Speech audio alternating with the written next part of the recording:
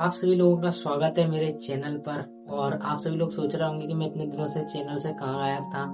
So basically दोस्तों, मैं कुछ चीज़ों में फंसा हुआ था, बट अब मैंने उन सारी चीज़ों को रेक्टिफाई कर लिया है और आज से और अभी से आपको डेली कंटेंट मिलेंगे मेरे चैनल पे, जो कि ऑटोमोबाइल से रिलेटेड होंगे, गाड़ियों से रिलेटेड होंगे, बाइक से रिलेटेड होंगे, और जितनी भी ज़्यादा फैंसी चीज़ें हम कर सकेंगे वो सब हम ट्राई करेंगे, क्योंकि अभी हम कच्चे हैं बट धीरे धीरे करके पक जाएंगे। बिकॉज कुछ भी परफेक्ट नहीं होता है, धीरे धीरे करके सब चीजें परफेक्ट होती है। तो आप सभी लोगों से मैं माफी मांगना चाहूंगा कि मैं चैनल से गायब था, और मेरे जितने भी व्यूअर्स हैं, जितने भी सब्सक्राइबर्स हैं, वो बने रहे मेरे साथ, क्योंकि हम काफी आगे तक मार्च करने वाले हैं, अपने चैनल को काफी ऊपर तक ले जाएंगे। सो बेसिकली मैं आज आपसे ये बात शेयर करने आया हूँ, बट आज एक काफी सैड सी बात भी है जो मुझे आपको शेयर करनी है। और सैड न्यूज ये है कि आज की सबसे सैड न्यूज क्या मतलब, सबसे सैडेस्ट न्यूज अगर किसी ऑटोमोबाइल इंडस्ट्री से अगर रिलेटेड हो तो वो आज हो सकती है, क्योंकि आज हमने अपने देश से एक ऐसे व्यक्ति, एक ऐसे अच्छे इंसान और एक ऐसे नोबल इंसान को खो दिया है, जो कि इस देश के लिए और इस देश की जनता के लिए सब कुछ सोचते थे।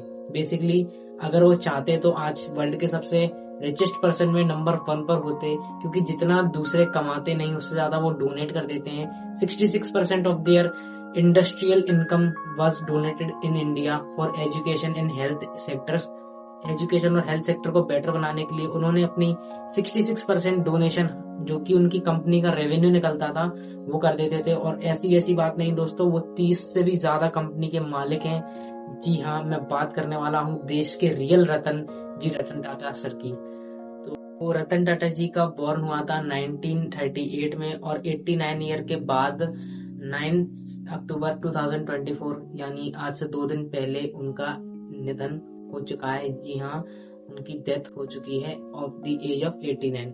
बट 89 की एज से पहले उन्होंने देश के लिए और देश के लोगों के लिए इतना सब कुछ किया है कि उन्हें द रियल रतन बोला जाता है। उन्हें काफी सारे नोबल पुरस्कार भी दिए गए थे देश की तरफ से। प्लस वही एक ऐसे व्यक्ति थे जिन्होंने जो बोला वो करके दिखाया। क्योंकि देखिए, बेसिकली वादे सब करते हैं, बट रतन टाटा जी का वादा वो देश से जुड़ा हुआ था।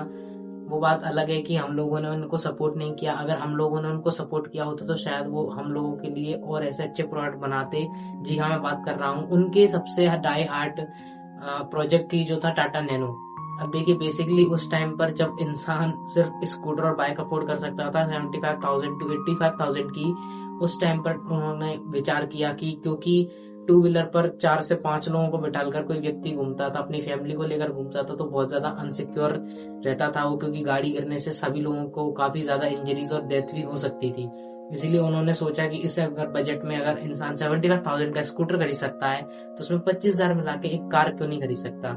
सो बेसिकली उन्होंने टाटा नैनो प्रॉफिट के हिसाब से नहीं, अपने दिल और अपने लोगों को सेफ्टी के हिसाब से बनाया था। बट वही बात है ना कि हम इंडियंस सब चीज समझते नहीं है। हम इंडियंस को चाहिए हर चीज में भौकाल रोला और हर चीज एकदम best out of the sector, और पैसे हमें देने नहीं है।